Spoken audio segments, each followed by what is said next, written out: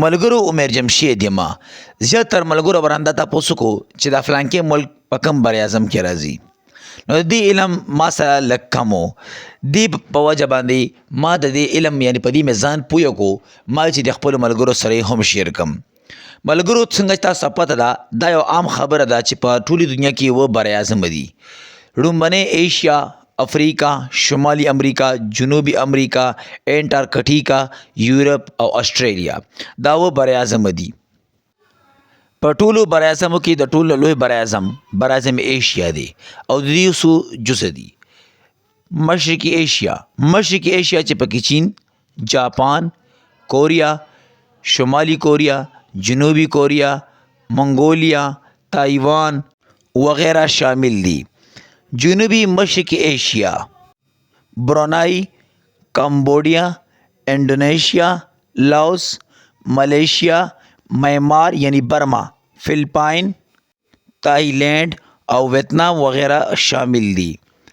جنوبی ایشیا څنګه کوم چې مونږ پکې پاتې کیږو یعنی افغانستان، بنگلادیش، انډیا، نیپال، پاکستان، سریلنکا، مالدیپ او بوټان یعنی بوټان هم یو ملک دی انډیا سره لګېدلی دی.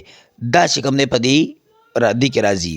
وسطی ایشیا کې یو څو ملکونه راځي: کازاکستان، قرغیزستان، تاجکستان، ترکمنستان او ازبکستان.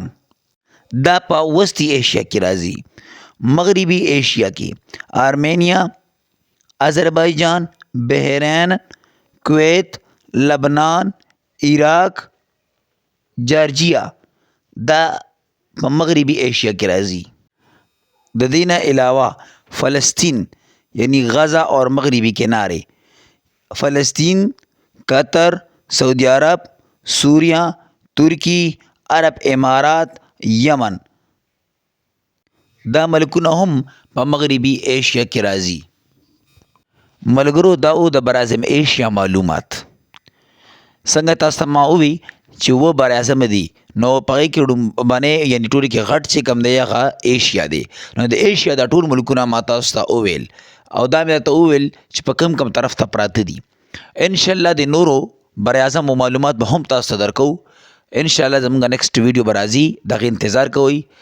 داسې معلوماتي ویډیو لپاره زما د فیسبوک پاڼه محمد عمر جمشید، زما د یوټیوب چینل عمر جمشید او زما د ټیک ټاک اکاونټ ځان سره فالو کړئ.